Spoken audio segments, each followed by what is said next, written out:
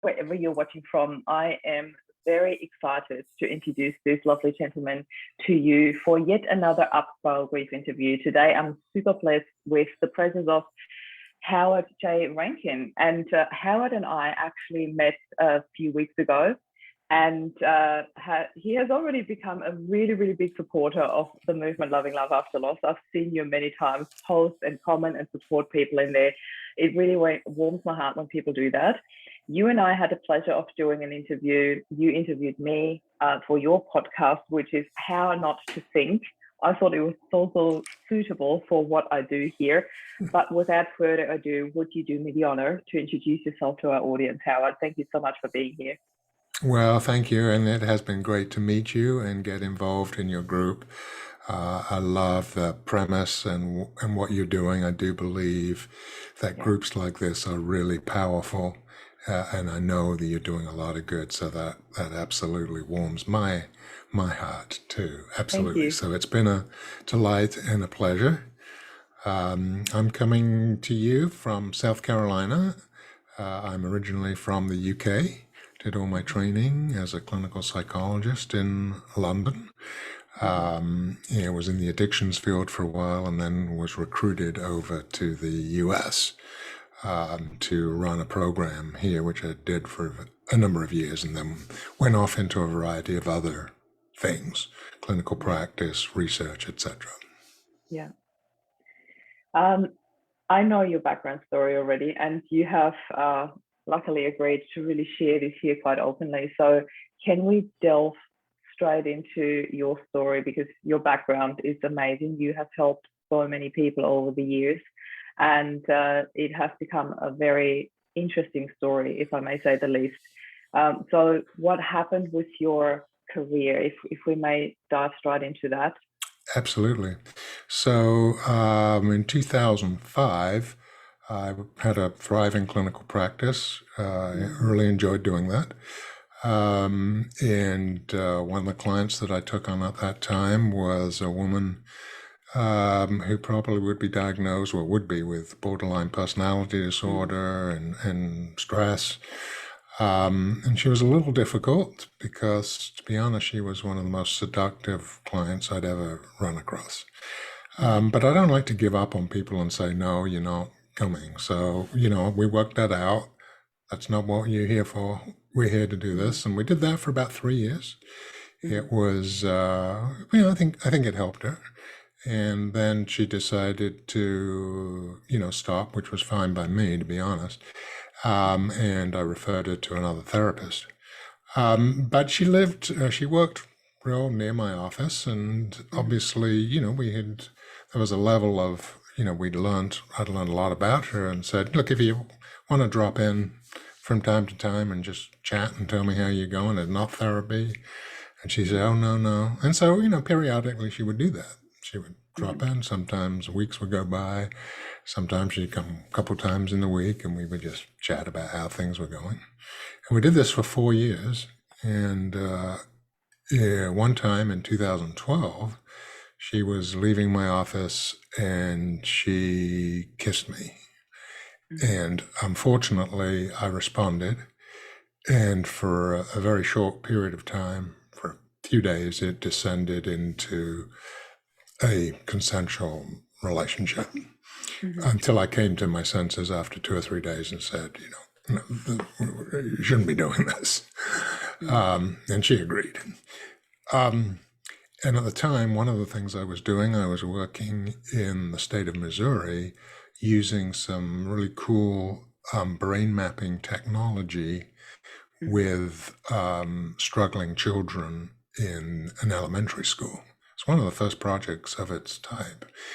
And about a month after this, I got a call while I was there from the licensing board to say somebody has filed a complaint against you for sexual misconduct. And it didn't take long to realize who that might have been. I didn't know whether that was her or, whoever. But that was the only person who had any claim to that. Anyway, to cut a long story short, several months later, the licensing board revoked permanently revoked my license to practice psychology in the state of South Carolina, which is where I had my practice.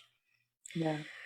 And to make matters even worse, a former client of mine found out about it, went to the newspaper, sort of gossiped to them, and the local newspaper came out, front line, headline, front page piece about how and why I had lost my license. That was the biggest challenge of my life. And the reason that I'm talking about it now is, one is I want to be frank and open and honest. But it has the situation I found myself in 8 years ago, and the journey I've traveled since, I think has a lot to say about the things that people who are struggling with grief have to deal with. Yeah. A loss of identity. What do I do now? I mean, it's all over at the time, it's all over the internet. Who's going to hire me? Am I ever going to get a job again? What am I going to do? I can only imagine the judgment that would have come with that. And, when we talked about that, when you first shared the story with me, Howard, I told you from my end, there is no judgment whatsoever. For me, from an outside perspective, like I'm not one of the licensed board members here, but for me, it is the whole idea of, it was 4 years later, you were not in a client relationship, it was mutual from both ends coming to the party, literally. And to then literally get your license taken away from you, and not just that, but literally put out there to the public and judged by the public, I can only imagine what that would have meant for you. And in the profession that you were in, you were helping so many people. And this profession in particular, it becomes such a huge part of your identity. And that to me is really the biggest thing I want to talk about here, that loss of identity and how you actually come back to finding, creating your new identity, this whole Phoenix moment coming out of the ashes. Share a little bit about that with us if you want to. Yes, of course. Well, one of the things that was obviously huge, and I want to address this because it happens, I think, to everybody. Some people get stuck in it. So when this decision came down, I was shocked. I was stunned.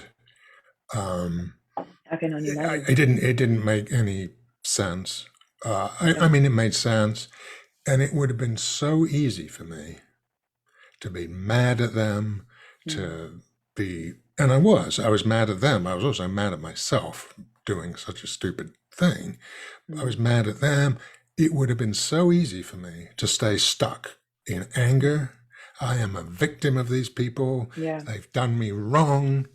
It's interesting. Every felon that I spoke with when I was in clinical practice all said the same thing. I was screwed. I'm a victim. The judge did this, or my lawyer did this, or it is so easy to go there and stay there. And I'm not saying that those regrets or anger or criticisms are wrong. I'm just saying you cannot stay stuck there. You just can't. And it's also very subjective, like everybody would see the situation very differently. If you ask the judge, he would probably see it very differently compared to you or the lawyer or the board. Yeah. Well, there is, in this situation, that there is no judge. The board makes the decision. Yeah. And, there were some really, there were a lot of things where I could easily have got angry and in victim mode about, and for a short while I was. When this piece came out in the newspaper, for example, the chairman of the board was quoted as saying, well, it was a cut and dry decision because Rankin had already admitted to this. In my 10 years on the board, this is the first person we've had to revoke a license to. Okay. No, I did not. I agreed having a relationship with a former client. So it was not cut and dried. Secondly, he'd only been on the board for 7 years, not 10. And third, there were other people who had been. So here's the board of ethics guy lying. Why is he lying? And it is so easy to go down that rabbit hole. Okay. But you have to say, no, stop. Because I've known people, in similar situations, not exactly the same, but in similar situations who have been stuck for years, Yeah. fighting the case in court and so forth. And originally I was going to appeal, and then I said, screw it, I'm not going to do that. And the Yeah. question I had to ask myself, what are you going to make of this? You've got to make the most of this, right? Yeah. What are you Yeah. going to make of this?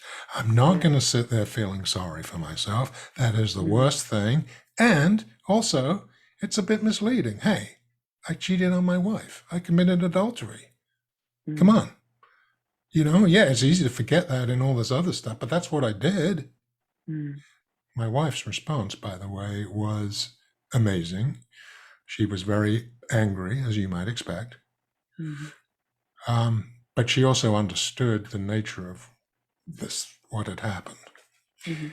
And that was huge for me, Yeah. that she took that attitude, because it would have been very easy, because it's Mm. not just my humiliation, it's her humiliation too. Yeah. I didn't realize you were married at the time. So how long had Mhm. you been married at the time? 20 years. Wow. That is really amazing for Yeah, her. it Yeah. was. We had long talks. We actually Mm. had even a couple of sessions with a counselor. Mm. And I can't remember. I think we talked about this in the podcast, but people on this, listening to this, would not have heard this. Yeah. There's a great line in a movie called Warhorse, Mm. in which an older couple are really struggling financially. And the man goes out and does something dumb. He buys a horse that he absolutely cannot afford. Mm. And his wife is really mad at him. Mm. And he says, please don't hate me. And she comes back with, I think, one of the best movie lines of all time. She says, I might hate you more, but it doesn't mean I love you less. Mm.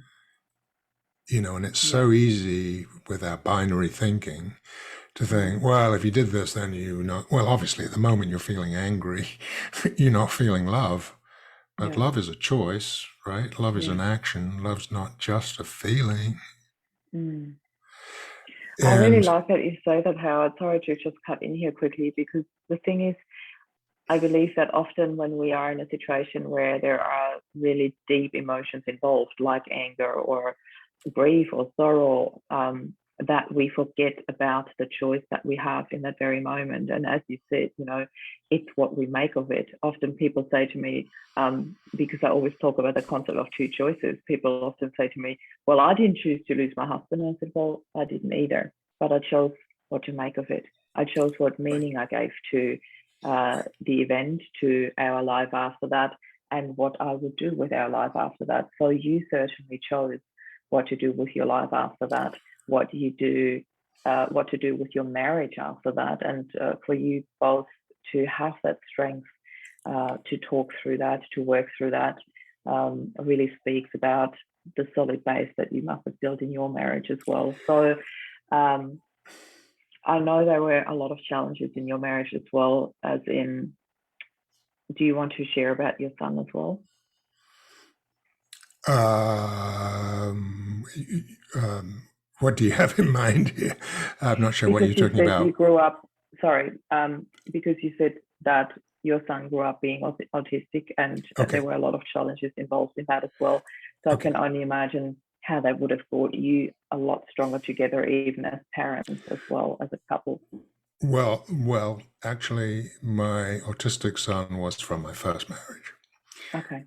But when I married my wife, Mm-hmm. she was a little concerned, but ready to be a great stepmom Mm-hmm. to Joshua. And she has been. Mm-hmm. Josh was difficult. He was pretty severely autistic. And there's a Mm-hmm. very relevant story here Yeah. that actually happened. One Christmas, perhaps the greatest gift that Christmas, we took him to a toy store. Mm-hmm. And he just sat down in the middle of one of the aisles and started being very autistic, flapping his fingers, staring out into space. I mean, totally oblivious to all the great gifts that were around him. And I looked up, and there were a couple of teenagers at the end of the aisle sort of mocking him. They were imitating his motions and et cetera, et cetera. And as I moved towards Josh to get him up off the floor, a woman approached me and said, "Oh, he's autistic, right?" And I said, "Yeah, he is." And she was so compassionate, so compassionate. And in that moment, what I realized about people who are different, people who are disabled, people who are in different states, I call them God's secret shoppers. And you probably know what a secret shopper is. Might be called a mystery shopper. In Australia, people send to check out what's going on in the company. Josh, with his autistic features, was God's secret shopper. He's come to test other people. How are they going to respond to him? And how they respond says everything about them. And really very little about him. And here, in the space of a few seconds, was one reaction of mockery and total misunderstanding, and another of compassion. And it was really a very significant moment. I actually am about to start a group called God's Secret Shoppers, because I'm bringing out a book called A Fall to Grace: The Art and Science of Redemption, which is about this. And that was just fantastic insight to have. And so when I ran into this situation, or put myself in this situation, I thought, you know what? Now you're one of God's secret shoppers. How will people react to you? And how they react to you will say as much about them as it does you. And I think that's a really interesting mindset to have when you're in a tough situation. Yeah. I really agree. It says so much about people, how they react, how they respond to you. And often I also try to explain that to my sons, like when they are going through their early teenager years now. Like my little one is not even a teenager yet, he's 11 and a half. But this whole idea of how people react to you, how people treat you, it says more about them than it says about you. And I keep saying that to them. And it is starting to have an effect on them, which is really, really beautiful. I had the most profound conversation with my 11-and-a-half-year-old about exactly that topic just 2 months ago. And it is really incredible. You sometimes don't realize how wise they already are until situations like that come out and you talk about it. And he actually said to me, "I finally understand your point of view, Mom." I was like, oh. It's really incredible. And there are magical moments that come out of these worst situations. So one of the things that had happened is my wife and I, we did have a son. We do have a son, James, and he is in the Army. And at this point of time, he had just started his career in the Army. He graduated college and gone on. And as I said, we knew that there was going to be a piece in the newspaper. And so I felt I had to tell him. I didn't want some of his friends on Facebook saying, "Oh, I saw about you," Yeah. So, tough thing to do. My wife, myself, do a Zoom call with James. Tell him what's going on. James says, "Dad, I know who you are. It doesn't matter. I still love you. Mom, I'm so proud of you, the way you're handling this. And by the way, guys, do you need any money?" Oh. Yeah. Oh my God. Even just telling that today and reliving it was such a magical moment. in the depths of the abyss that I had created. Incredible. It was amazing. It was amazing. And so there were moments like that where I think it helped me to say, because I was pretty, as you might imagine, pretty depressed and angry with myself for a relatively short while, but I was still there. And, I just said, come on, now, forget this. Don't forget it, but don't be a victim. What are you going to do? What does this mean? And, I'm sure most people are familiar with Viktor Frankl and his stories about being in a concentration camp and in the horrors, but finding a way of helping people there and giving it meaning. And that once it had meaning, it didn't seem like it was suffering. Yeah. And so, I set out on, okay, what am I meant to do now? Yeah. What am I meant to do now? What meaning did you give it? The meaning was, you put yourself in this situation. Here you are.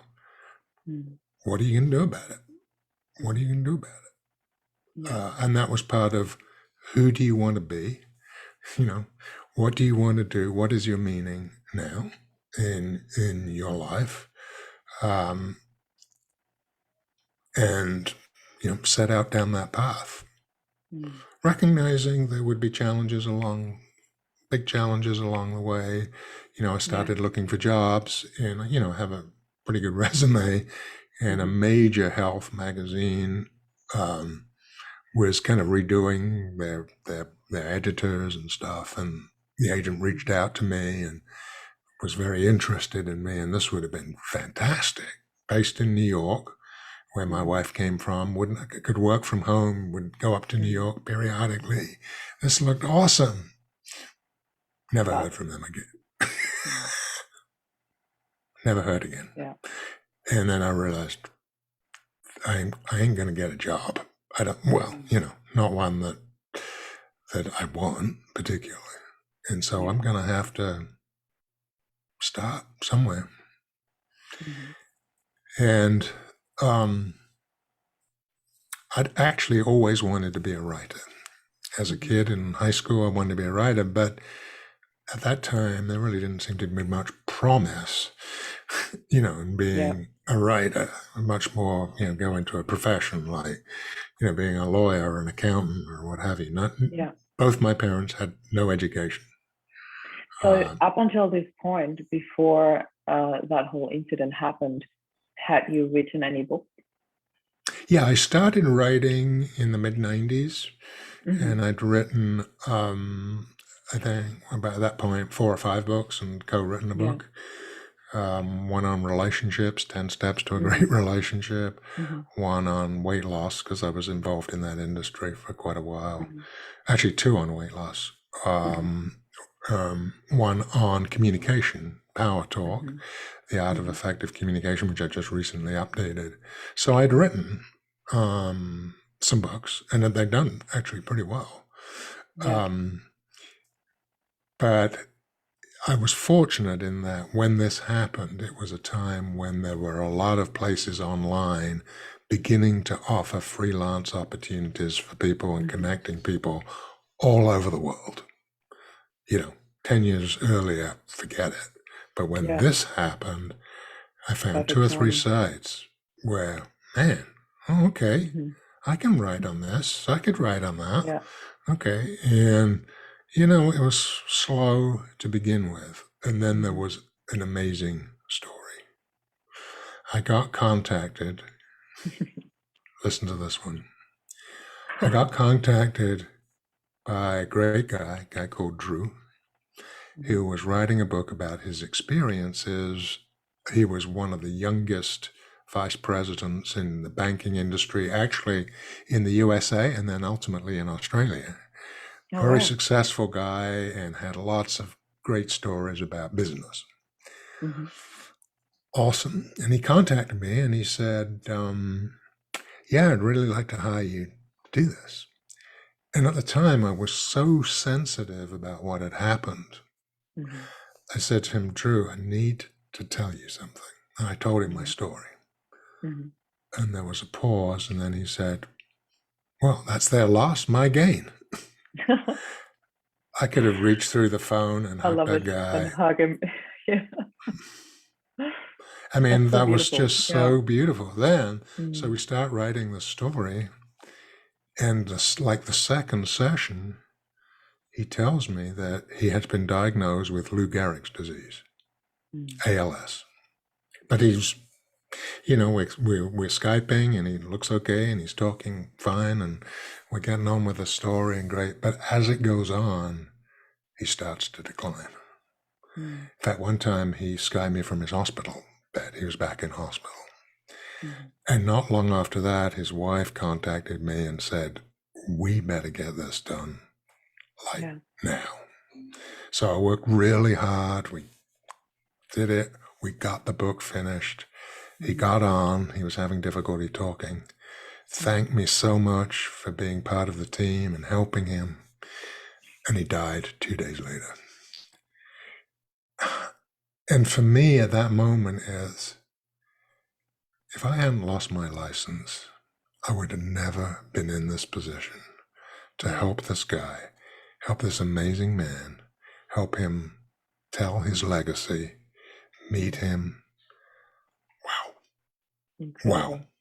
Incredible. I call these the hidden gifts in adversity. I love when these things happen, when you work through an adversity to a point where you can actually harvest the gifts that you have received through it. And that to me is such a pivotal and such a magical moment when that happens, because this is where the healing has started already.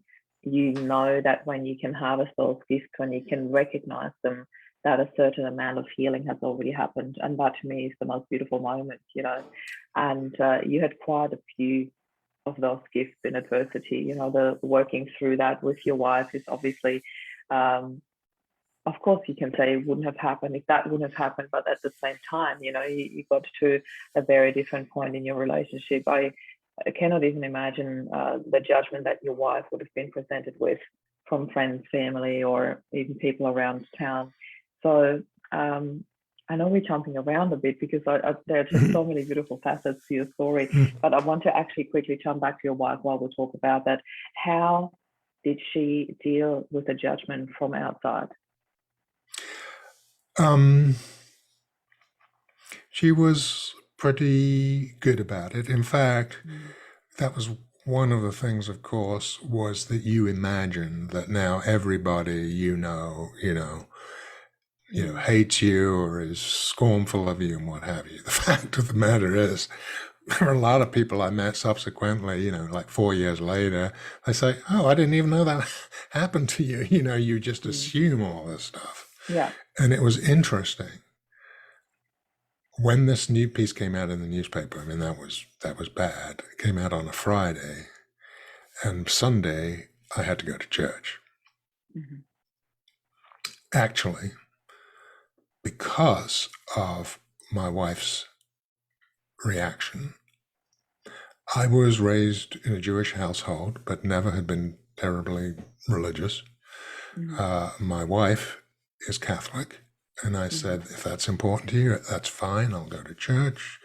We'll raise James as a Catholic. That is fine. I'm really okay with that. I'm not sure I'm going to need to convert. Well, when this happened, I thought, you know what, Howard? If you're going to have a relationship with God, it needs to be on his terms, not yours. And so I did actually convert to Catholicism, which I'm very grateful for that I did that. And so I had to go to church. I was going to church, a day after this piece had appeared in the newspaper. I walked in, and first guy up to me said, Howard, doesn't change my opinion of you. I know who you are. That's not you. And before long, 3 or 4 other people had come up, said, hey, come on. We know this isn't you.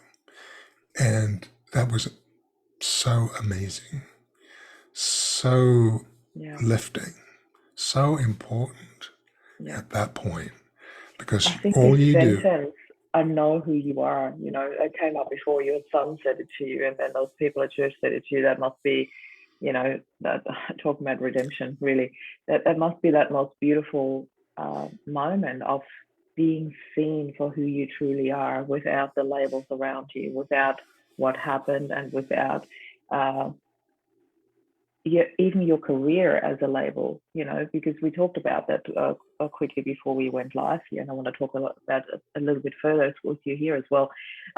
All the labels that become part of our identity, that forms your identity, and for a lot of us, what we do for a living, our career, becomes a huge part of our identity because it's such a big part of our life. So to hear this sentence from your son must have been the most beautiful gift.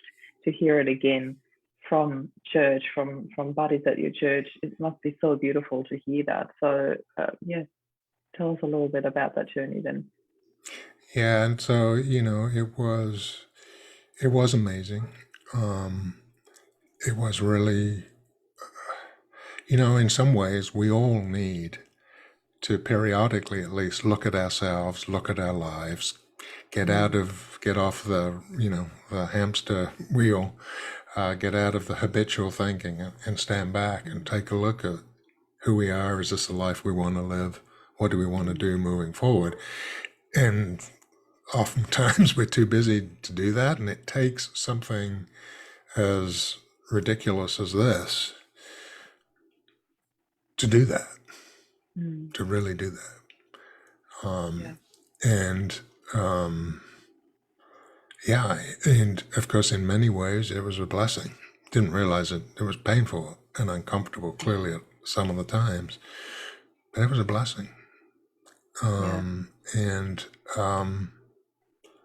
yeah, I met so many amazing people, like yourself, Marie. I would not have met you. Thank you. Okay, I would not have met you.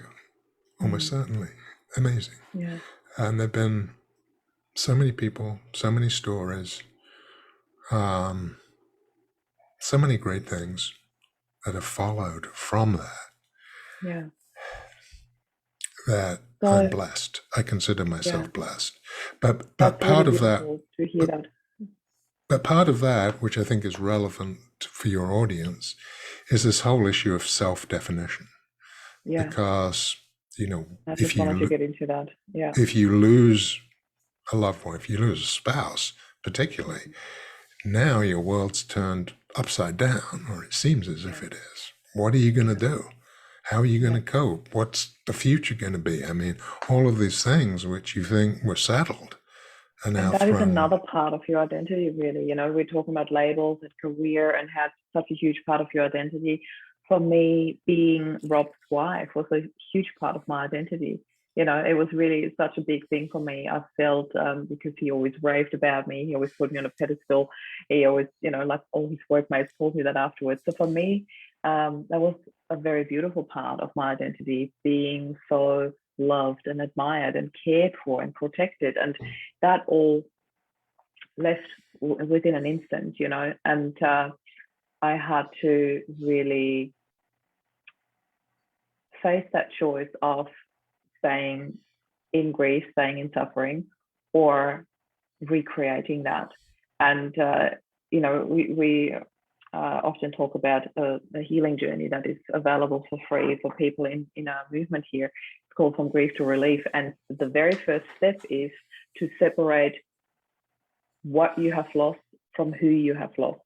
And that is such an important step, because when you think about what is it that you have lost, you detach it from that person. And often people find it really hard to move forward and to heal and allow healing in, allow joy in, happiness in, because they think that all of that, what they have lost, is gone forever. Yet when you separate it from that person who brought all these beautiful things to you, you can see how you can personally recreate that.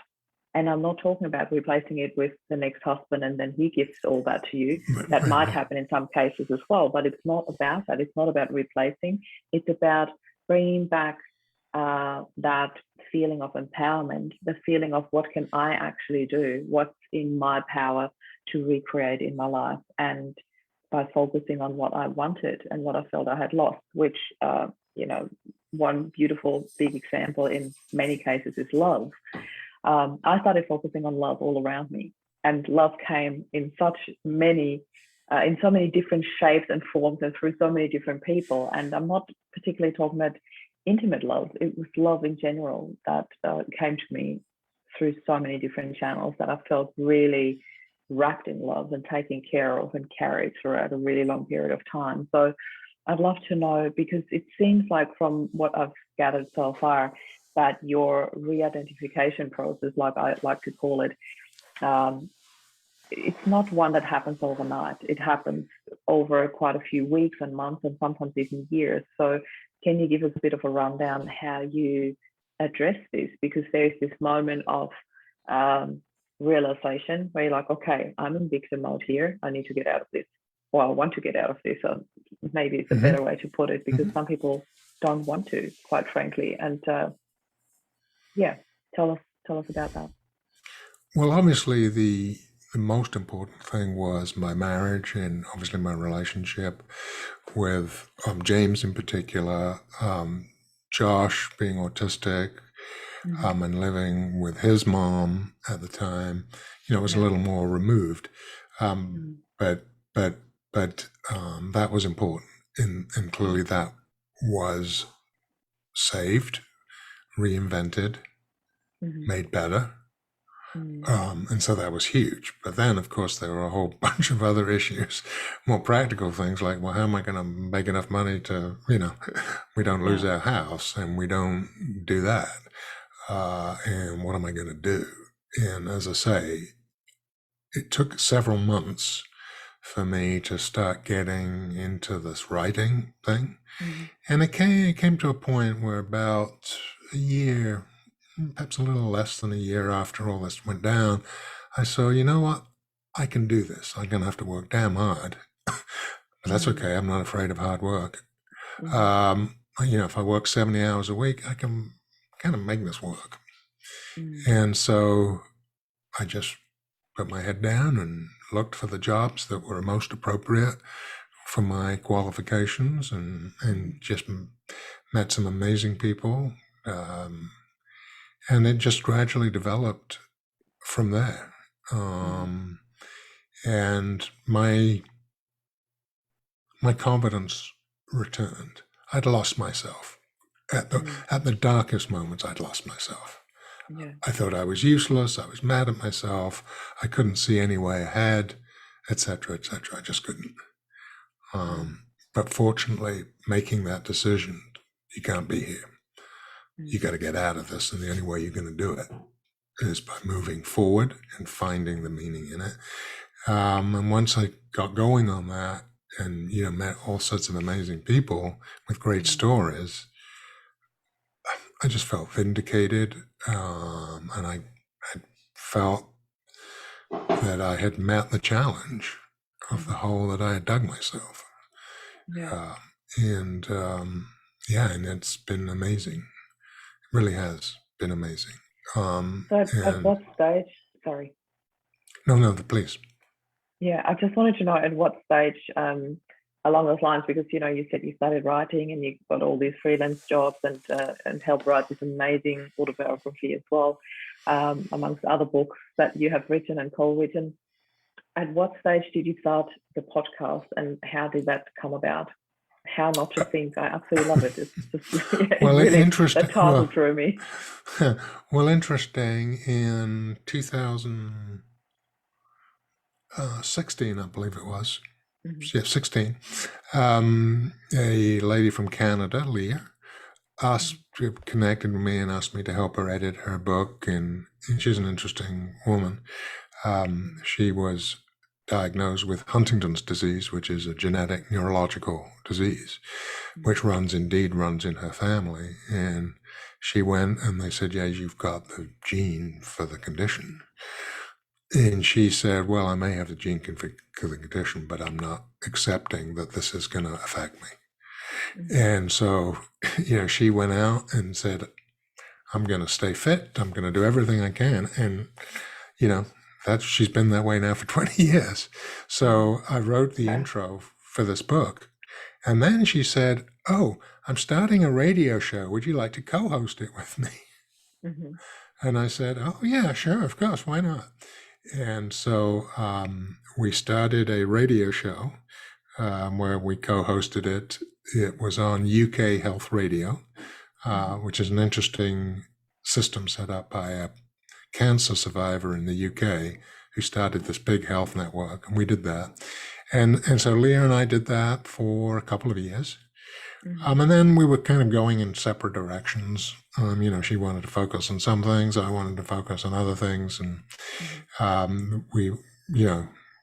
left that. And then I decided, having done that, well, now it's time for me to do the podcast. And so a lot of the work that I'd been interested in during this time at a scientific level was on the whole concept of how we really think.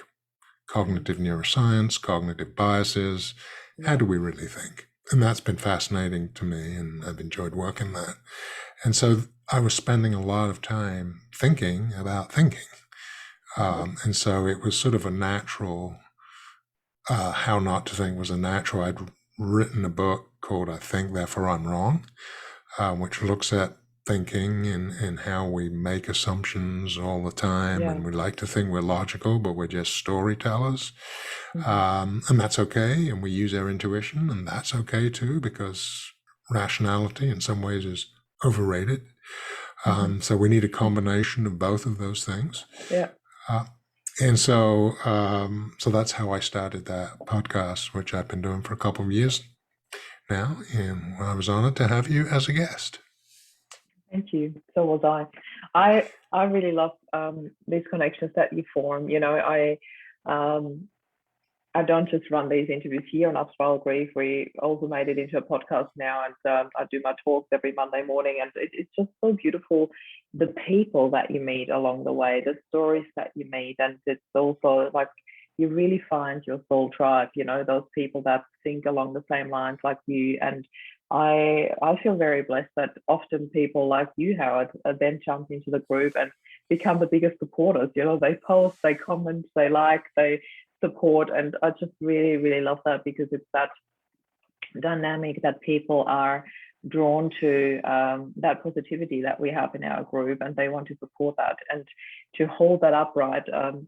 On my own, I would feel quite lost every now and then, but I have a beautiful team of moderators that help me. I have so many beautiful guests that, as I said, then jump in and just help without even being asked. I really like that. It's such a beautiful dynamic, and these are my gifts that I find within all that adversity and running this movement here as well. There are so many gifts. I feel really, really blessed that we have met as well. And that to me is one of the beautiful things when you run a podcast that or interviews like these here, that you meet so many different people, so many different stories, and they're from all over the world. And how blessed are we that we can do these things nowadays through technique, where 10, 20 years ago it wouldn't have been possible. So I just really absolutely love that. Yeah, absolutely. And I will say, for a number of years, I was the sort of consultant psychologist for a big weight loss group here in North America called Take Off Pounds Sensibly, or TOPS. And they are a weight loss support group. They don't have any particular, they're not on any particular diet or what have you. They're just there to help you in the weight loss journey. And in working with them for a number of years and being, sitting in on many, many different groups, I came to realize how powerful groups can be when they're run the right way. Okay.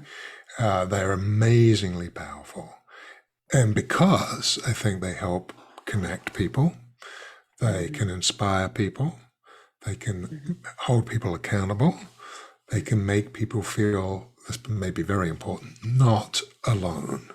I think that is important, something I would want to stress. From my experience, it would be very easy, and was easy, to fall into that hole and isolate yourself and become incredibly lonely. And that, you have to deal with that. You have to find ways of not falling into that trap. Yeah. And, you know, every time, and I had several people who call me up and say, just thinking about you, how you doing, you want to go out for lunch? I mean, Mm. that's all I needed, Yeah. rather than sitting there feeling lost and Yeah. isolated. And loneliness Yeah. is not a good thing. Yeah. I believe we're all feeling it to a certain extent now through all, the For external sure. circumstances, the lockdowns, etc. Loneliness really does creep in quite slowly. You don't even realize it at first. And I think in a time that we live in now, it is so important to really foster those connections and to foster them intentionally. It's actually my word of the week, intentionally. I've been asked that 2 days ago. What's your word for this week? I said intentionally. It just came to me, and I thought it's so important that we do things from that space, and connection is one of them. I'm often called out by so many friends of mine. They always say to me, "You're so good at staying in touch, Marie. I feel so bad that I haven't talked to you for so long, etc."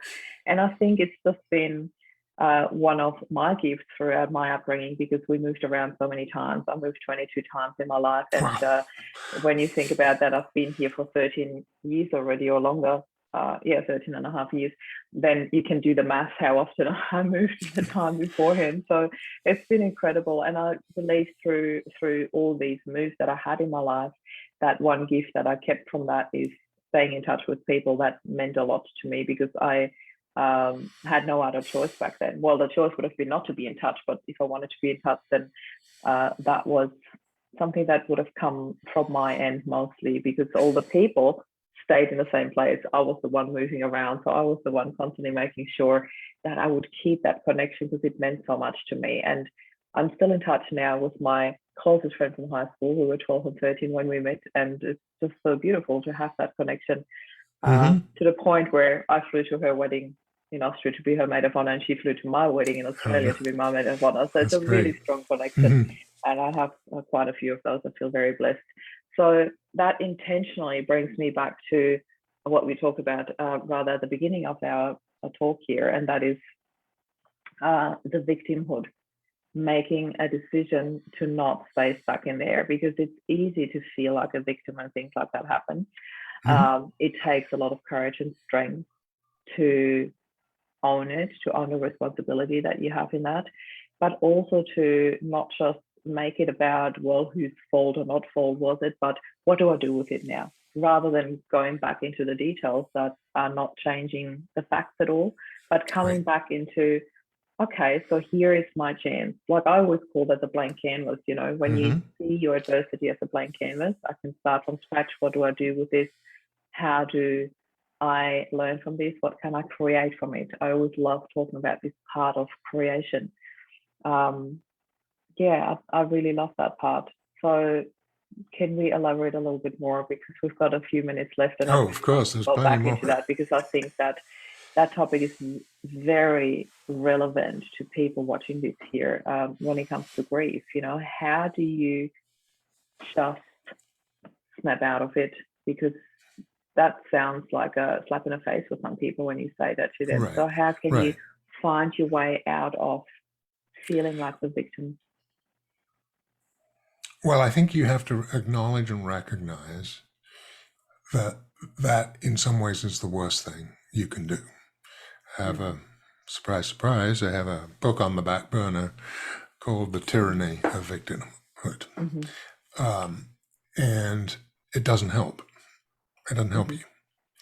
You may be totally justified in feeling you're a victim. Horrible things happen to all sorts of people. No question Yeah. about it. I'm not denying that. What I'm saying is you can't stay stuck there. You cannot. Mm-hmm. Because with that victim mentality goes a whole host of helplessness. Mm-hmm. Very little positive coming out of that. A lot of anger keeps you locked in anger. You can't do that. Mm-hmm. And it just keeps you trapped in the wrong mindset. You're Yeah. not liberated.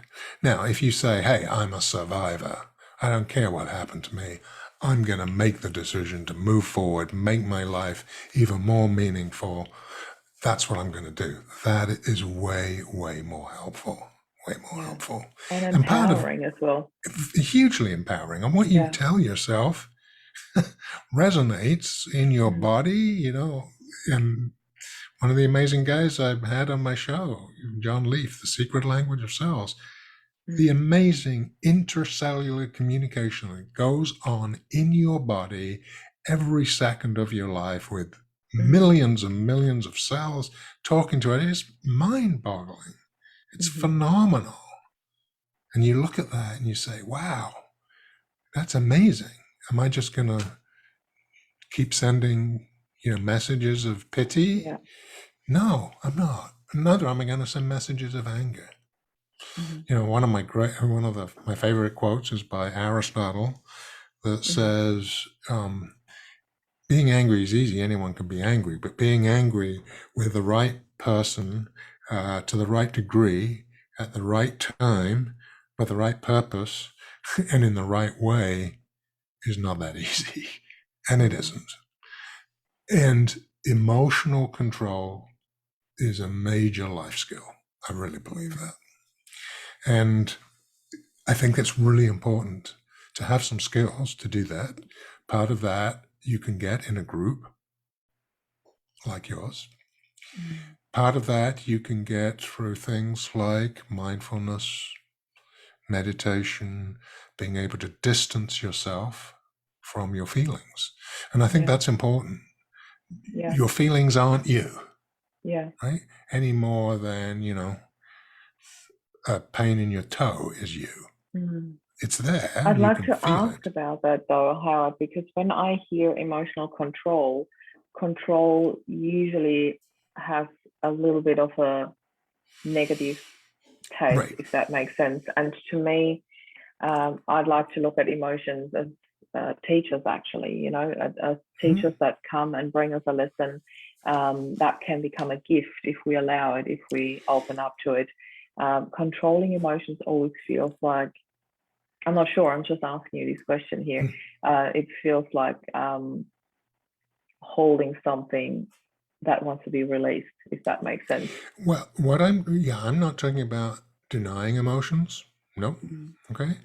I'm not talking about minimizing them, but I am talking about being able to separate them out from yourself. Okay. Perfect. Being able to say, I absolutely agree. I feel that anger, but I don't have to own it. I know it's there, and I should look at why it's there and what it's telling me. Okay. But it's not going to control me. It's not me. There's a great story of a student learning meditation, and he looks up during this practice at the teacher, and his teacher is sort of grimacing and smiling. And at the end of the session, he asked the teacher, "Do you mind, Guru? I saw that. What were you doing?" And he said, "Oh, yeah, I was laughing at my anger." In other words, he could separate his anger off from himself, say, I'm angry, but, oh, that's funny that I'm angry. And so I think that's the level of emotional control. Now, that's not easy to do, but at least some of that. So it's not about denying them. It's not minimizing them, but it's not letting them control you. You are right. They are there for a reason. They are there to get you to pay attention to something. The problem is people get either overwhelmed by them, or they just try to get rid of them because they're uncomfortable, neither of which work. But to say, okay, I'm feeling angry. Okay, why am I angry? What am I going to do about that? I don't have to get all bent out of shape about it, Yeah.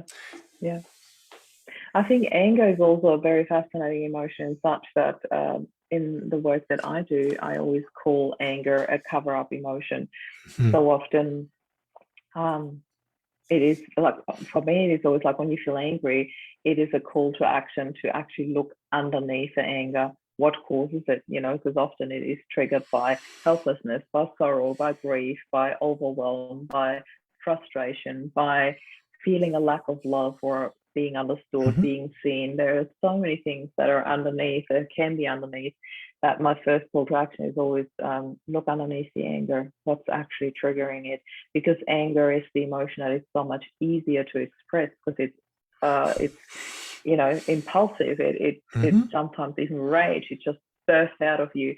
And for me, that is always that valve that comes into function when there's too much pressure build up, and the pressure is built up by the emotions that are not being seen. So that is always my understanding of anger. Have you had that same experience, the same perspective on that, or what is Yes, and one way of looking at all these emotions is, what are they telling you, really?